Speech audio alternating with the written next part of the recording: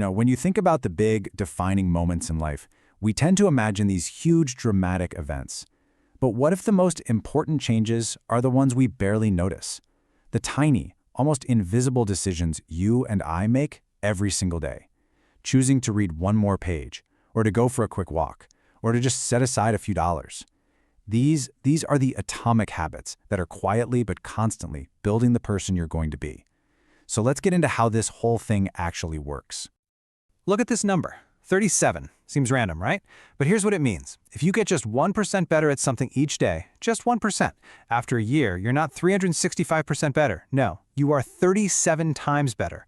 That is the unbelievable power of compounding. It's how tiny, seemingly insignificant improvements can snowball into something truly remarkable. It's the difference between who you are today and who you have the potential to become. We're so often told that success requires some heroic effort, right? A total overnight reinvention.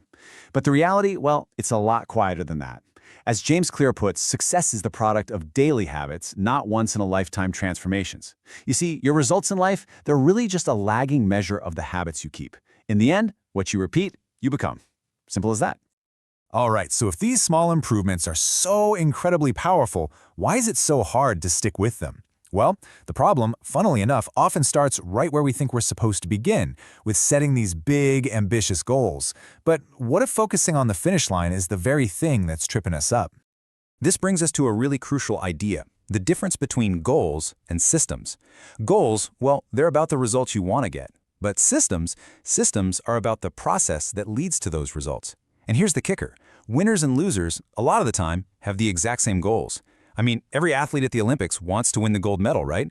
But the goal itself doesn't make you a winner. It's the system, the day in, day out practice, the coaching, the discipline that makes all the difference in the world. And that's exactly why being goal-obsessed can be a trap. First, when you finally achieve a goal, the change is often just for a moment. You haven't fixed the underlying behaviors. Second, it restricts your happiness. It's like you're telling yourself, I'll finally be happy when I get this.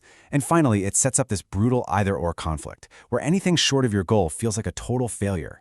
A system, though? A system lets you fall in love with the process itself, and the winning just becomes a byproduct.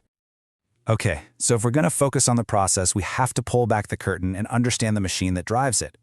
Because under every single thing you do, every single action, there's a simple four-step pattern that's running the show. And this is it. This four-step loop is the backbone of every habit you have, good or bad. It's a feedback loop in your brain. It always starts with a cue, a trigger. That cue leads to a craving, the motivation, the want. That craving drives the response, the actual habit. And finally, you get the reward, which satisfies the craving and tells your brain, hey, remember this loop? Let's do it again. Cue, craving, response, reward. That is the engine.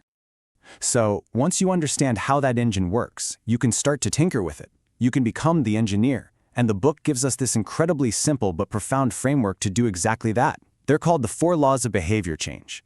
Think of it as the user's manual for building good habits and, just as importantly, for dismantling the bad ones. The first law is make it obvious. You see, so much of our behavior is just a reaction to what's right in front of us. The most obvious choice, not necessarily the best one. There's this great example from the Japanese railway system. The operators use a technique called pointing and calling. They literally point at a signal and say out loud, "Signal is green." By doing that, they're taking an unconscious cue and making it conscious. It raises their awareness and it has drastically reduced errors. The lesson for us? Make the cues for your good habits just as obvious in your own life. Law number 2, make it attractive. It's human nature. The more appealing something is, the more likely we are to want to do it. I love the story of this engineering student, Ronan Byrne. He knew he needed to exercise, but he really just wanted to watch Netflix. So what did he do? He hacked his stationary bike. He wrote a little program so that Netflix would only play if he was pedaling at a certain speed. He bundled a temptation, watching TV, with a habit he needed to build, and he made exercise totally irresistible. The third law is maybe the most important of all. Make it easy. Our brains are fundamentally wired to follow the path of least resistance. We will always gravitate toward the option that requires the least amount of energy.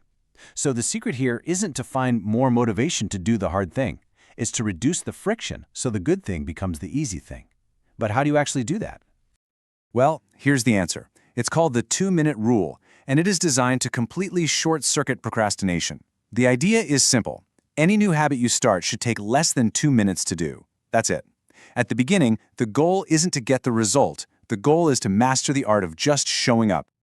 Think about it. Read before bed each night. That's a big goal. But read 1 page, that's your 2-minute start. Run 3 miles sounds daunting.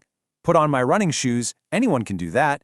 You see, the point is to make that first step so easy it's almost automatic. You just do it without thinking. The rest has a funny way of following. And that brings us to the fourth and final law. Make it satisfying. Our brains are wired for immediate gratification. For a habit to really stick, we need to feel some kind of success right away. A brilliant example of this is the paperclip strategy. There was a stockbroker who started each morning with 2 jars. One was full of 120 paperclips. The other was empty. After every single sales call he made, he'd move 1 paperclip from the full jar to the empty one. It was just a small visual sign of progress, but it gave him that little hit of satisfaction, that immediate reward that reinforced the behavior over and over again.